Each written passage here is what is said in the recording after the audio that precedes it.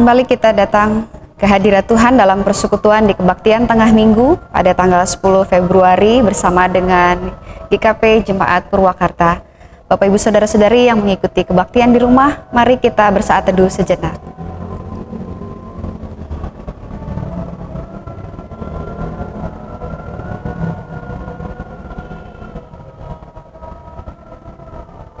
Mari kita memuji Tuhan dari Kidung Jemaat 19, Tuhanku Yesus, bait yang pertama dan bait yang kedua.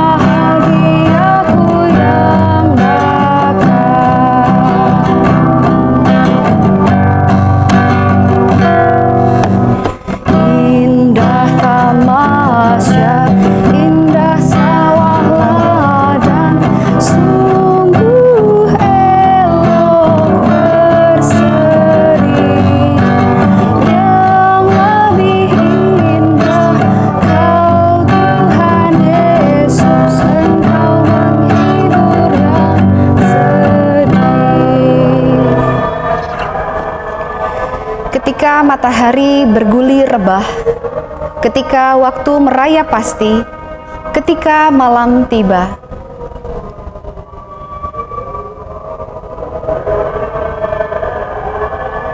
Ya Tuhan, tinggallah bersama kami, sebab matahari-Mu telah terbenam dan hari telah menjelang malam. Dalam nama Bapa, Anak, dan Roh Kudus, kasih karunia, rahmat, dan damai sejahtera dari Allah Bapa dan Kristus Yesus Tuhan kita menyertai kita. Amin.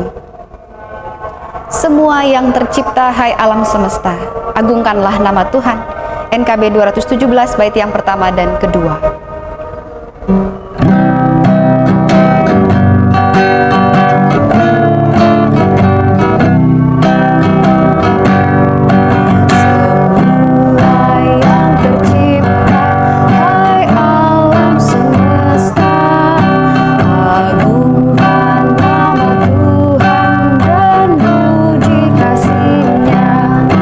Matahari, bulan, bintang, burung-burung, ikan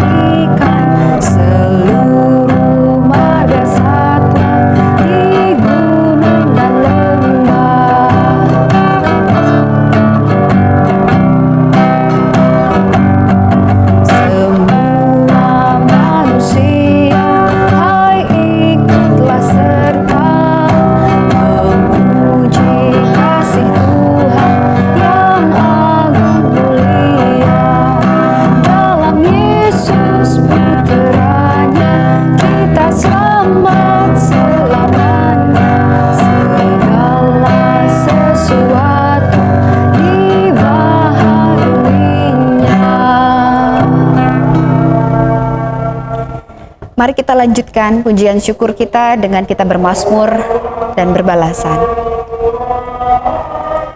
Tuhan adalah gembalaku, takkan kekurangan aku.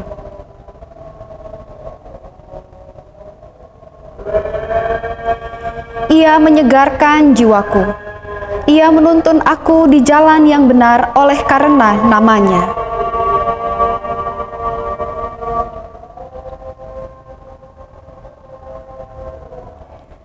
Engkau menyediakan hidangan bagiku di hadapan lawanku. Engkau mengurapi kepalaku dengan minyak. Pialaku penuh melimpah.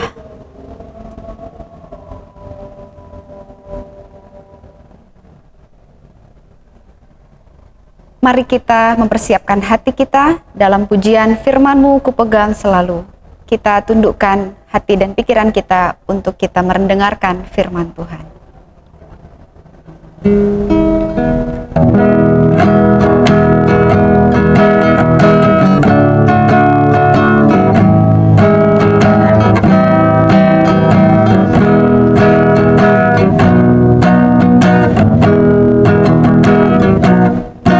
Firman-Mu ku pegang selalu, saat duka, saat senang, jalan hidup yang akan datang, tangan Tuhan yang memegang. Cobaan menghimpit aku dan menjadi keluhanku. Firman-Mu ku pegang selalu, sayap-Mu tanpa terteduh.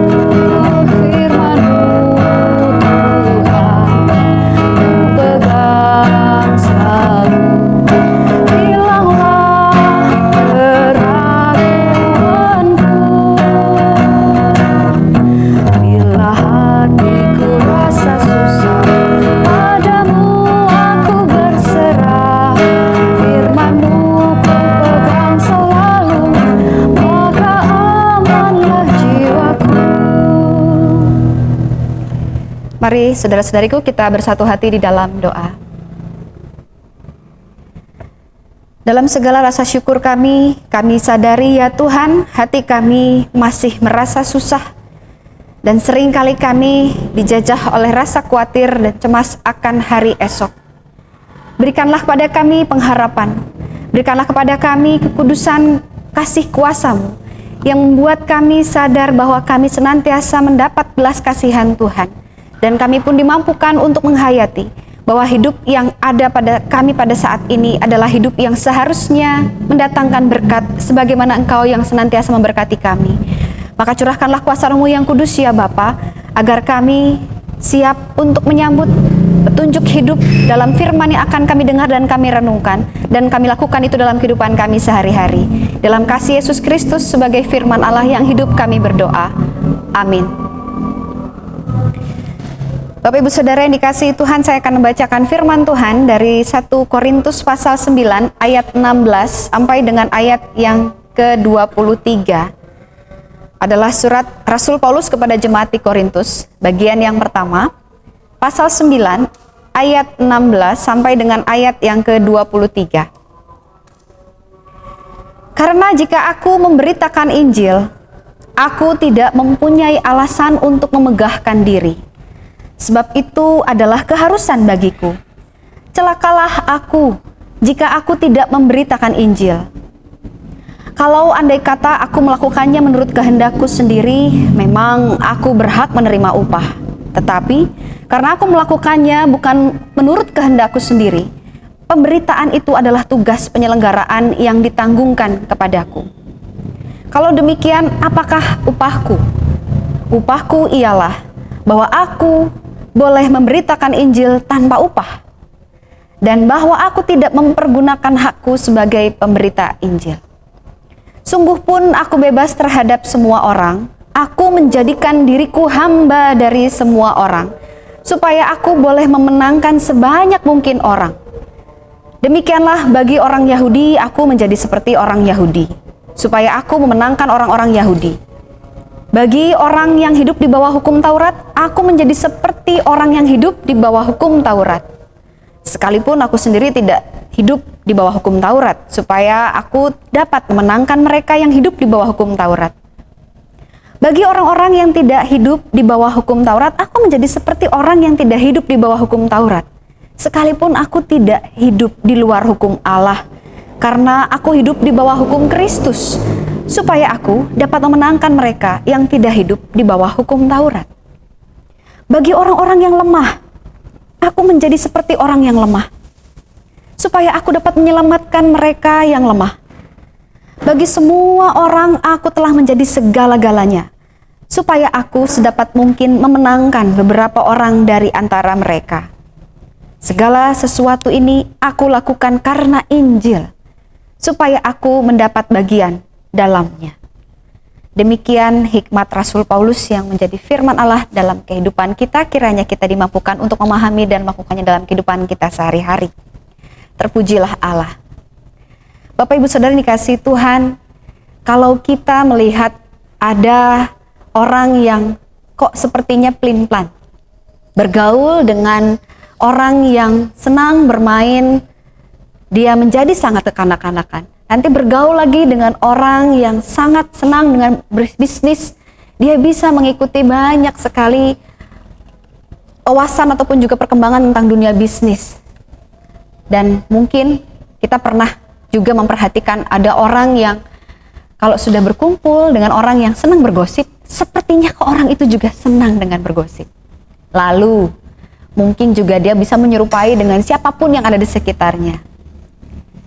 Tidak jarang kita mengambil kesimpulan orang seperti itu kok seperti bunglon ya. Orang yang tidak jelas kepribadiannya. Hidupnya nggak punya prinsip, pelin-pelan, sana sini kok bisa sesuaikan diri seolah-olah dia tidak bisa menjadi jati dirinya sendiri. Tentu hal itu berbeda dengan apa yang disampaikan dalam pesan Rasul Paulus yang tadi kita dengarkan bersama. Dia menjadikan dirinya seolah-olah menyerupai atau sama seperti orang-orang yang hendak dia menangkan dalam pekabaran Injil yang dia lakukan, karena apa yang dilakukannya itu adalah kewajiban. Rasul Paulus bukan menjadi seperti bunglon yang menyerupai lingkungan di sekitarnya. Ketika lingkungannya berwarna merah, dia menjadi merah. Ketika lingkungannya berwarna hijau, dia menjadi hijau. Seolah-olah memang dia ingin berusaha menyelamatkan diri. Bunglon melakukan hal itu karena memang perlu. Adaptasi dilakukannya adalah untuk menyelamatkan dirinya. Tapi Rasul Paulus bukan dalam rangka menyelamatkan diri, dia menjadi serupa dengan orang-orang di sekitarnya. Karena motivasinya adalah yang pertama, dia ingin menunjukkan bahwa Injil itu benar-benar kabar baik. Yang dia harus sampaikan itu karena Allah yang juga dia rasakan dalam pengalaman hidupnya, menjadikannya sebagai pribadi yang baik. Bukan karena ingin mendapatkan upah, bukan karena ingin mendapatkan satu penghargaan atau pujian. Karena jika itu dilakukannya, maka bisa jadi pemberitaannya itu sia-sia. Atau bisa jadi di pertengahan jalan dia sudah lelah. Karena untuk menjadi sama seperti orang-orang di sekitar itu tidaklah mudah. Dia harus menanggalkan berbagai karakter pribadinya atau bahkan cara pandangnya untuk menjadi serupa seperti apa yang terjadi di lingkungannya. Lalu apa yang membuat Rasul Paulus begitu kuat dan begitu luar biasa tekun memberikan kabar Injil kepada orang-orang di sekitarnya, entah itu orang yang lemah, orang Yahudi, orang yang tinggal di bawah hukum Taurat maupun yang tidak. Semata-mata karena Rasul Paulus melihat bahwa pekabaran Injil yang dilakukannya adalah kewajiban, dan itu dilakukannya dengan penuh ketaatan. Hanya karena Tuhan yang memerintahkan padanya, dia lakukan itu. Yang kedua, bukan karena ingin menyelamatkan diri seperti hewan bunglon. Dia ingin menjadi serupa seperti lingkungan di sekitarnya. Tapi dia ingin berusaha untuk mengenali mereka yang akan dimenangkan oleh Rasul Paulus itu memiliki latar belakang, karakter, atau cara pandang yang seperti apa sih. Sehingga ketika benar-benar sungguh mengenali, dia bisa berangkat dari rasa empatik secara sosial, secara psikologis juga, dan dia berhasil untuk memenangkan beberapa dari antara mereka. Apa yang dilakukan oleh Rasul Paulus itu dalam tema disampaikan adalah satu sikap beradaptasi. Dia tidak memaksakan diri menjadi seperti seorang yang taat sebagai seorang Yahudi, memaksakan keyahudiannya kepada orang yang tidak mengenal keyahudian itu seperti apa, sehingga bisa jadi penolakan yang terjadi, bukan Injil yang diterima. Rasul Paulus menghindari seperti itu. Hal seperti itu terjadi. Sehingga dia menggunakan sebuah strategi yang sangat cerdas. tetapi itu juga yang menantang dia untuk benar-benar bisa hidup, menundukkan diri menjadi hamba Allah. Yang sekalipun dia memiliki kebebasan diri, tapi dia harus menjadi segala-galanya bagi orang-orang di sekitarnya. Hingga pada saatnya kita juga bisa merasakan karya penginjilan Rasul Paulus itu tiba di Indonesia. Dari para misionaris yang datang di negara Eropa, mereka pun belajar beradaptasi seperti apa yang Rasul Paulus lakukan. Banyak misionaris gagal ketika melakukan pekabaran Injil di tanah Jawa, karena mereka tidak mampu untuk beradaptasi dengan kebudayaan masyarakat Pasundan, misalnya Jawa bagian Barat, atau daerah Jawa Tengah dan Jawa Timur dengan masyarakat Jawanya. Tapi juga tidak jarang kita mendengar ada banyak misionaris yang berhasil, karena mereka mau benar-benar mendaratkan diri mereka, menyatu dengan lingkungan di mana mereka ada. Ketika mereka berada bersama dengan orang Sunda, mereka menjadi orang Sunda. Tidak hanya belajar bahasa, mereka juga menikmati makanan Sunda. Mereka juga mau mengenali budaya Sunda seperti apa. Dan dari pengenalan itulah Injil kemudian diperkenalkan dengan cara seperti masyarakat Sunda.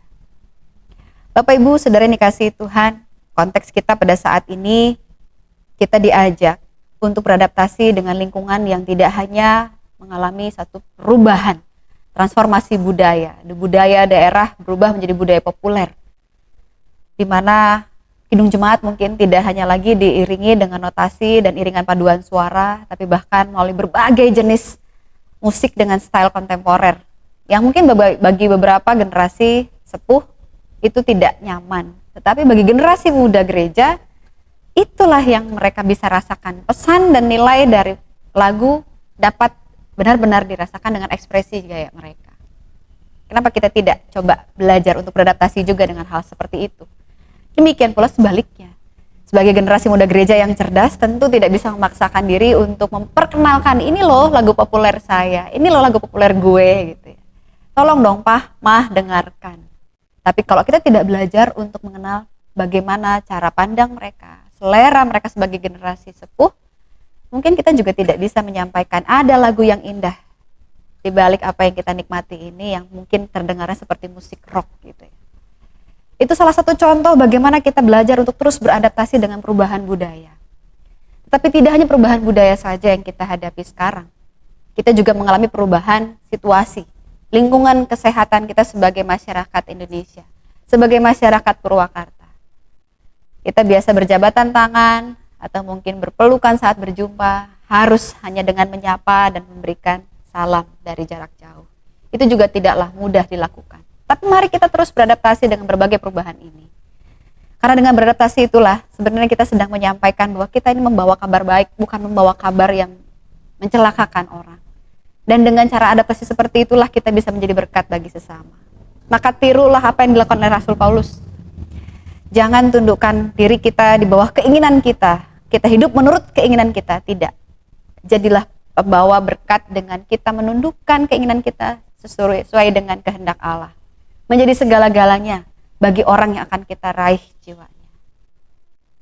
Tuhan kiranya menyertai dan memberkati perjuangan Bapak Ibu Saudara untuk membawa berkat dimanapun Bapak Ibu Saudara berada. Hidup ini kesempatan, mari jadilah berkat. Amin.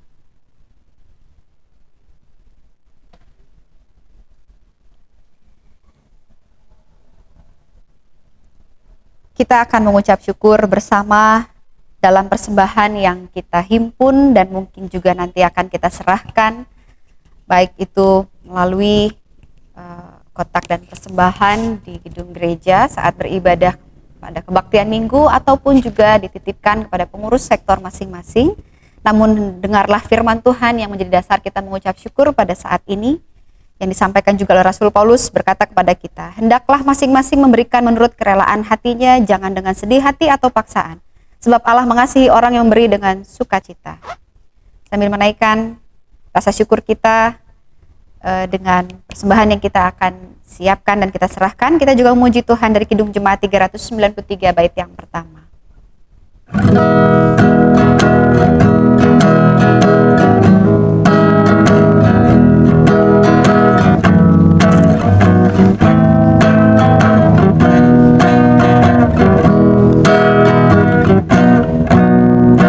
Tuhan betapa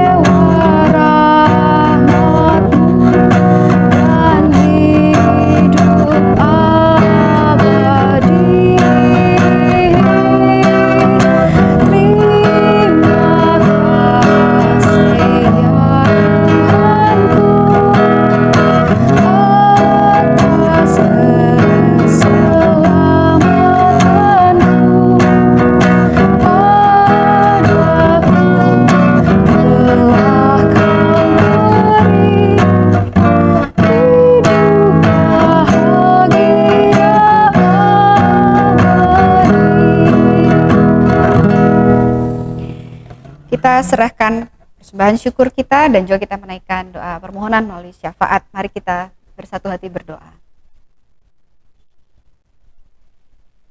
Benar ya Tuhan, ya Bapa, kami telah menerima begitu banyak berkat.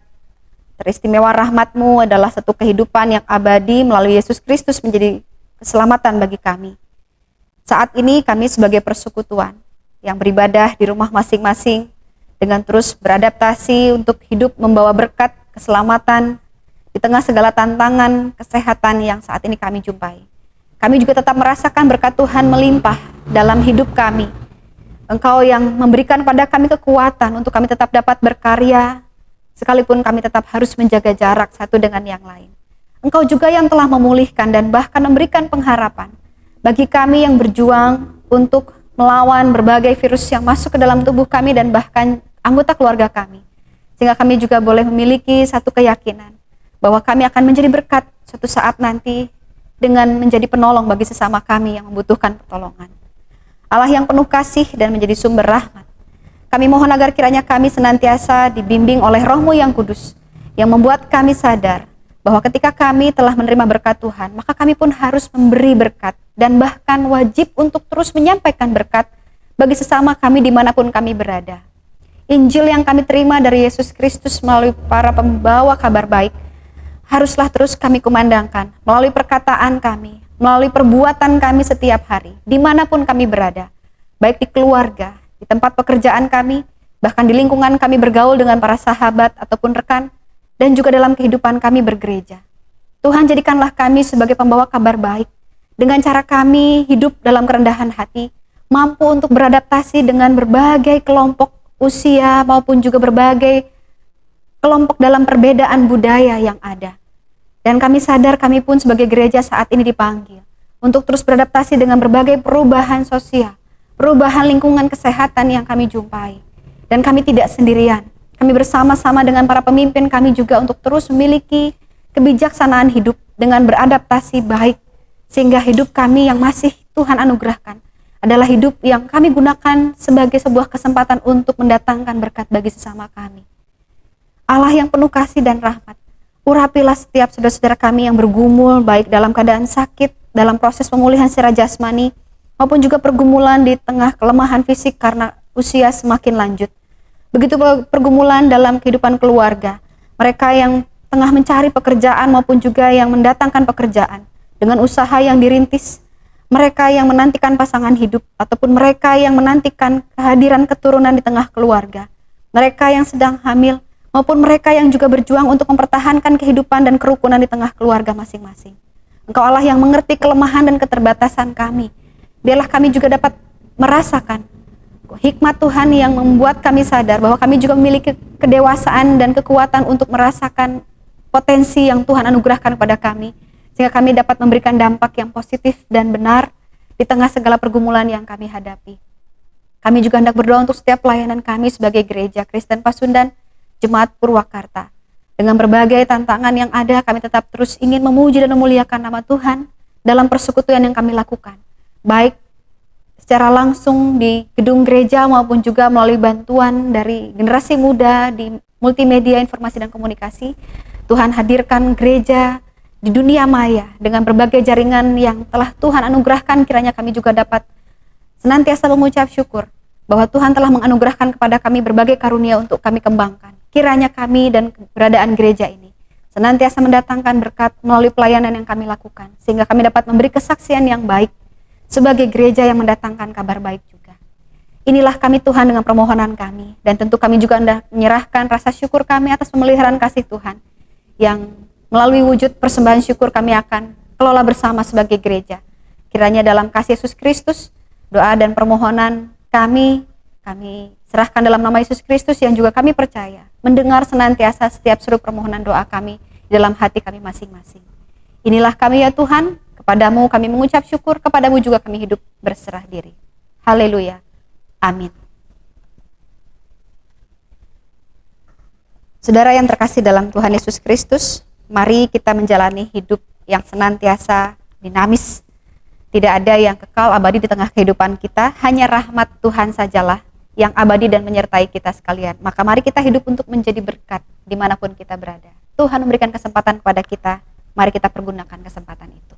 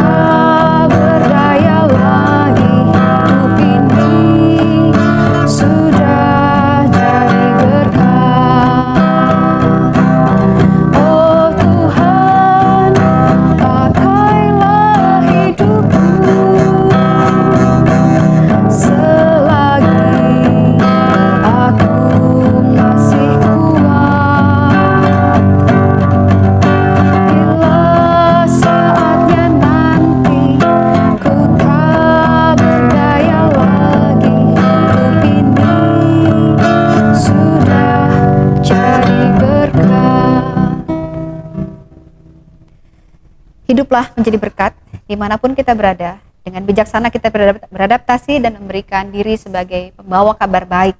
Maka mari kita pulang dalam damai sejahtera, hidup bersama tengah keluarga dan terimalah berkat Tuhan. Semoga Allah sumber pengharapan memenuhi kamu dengan segala sukacita dan damai sejahtera dalam iman kamu. Supaya oleh kekuatan Roh Kudus kamu berlimpah-limpah dalam pengharapan. Amin.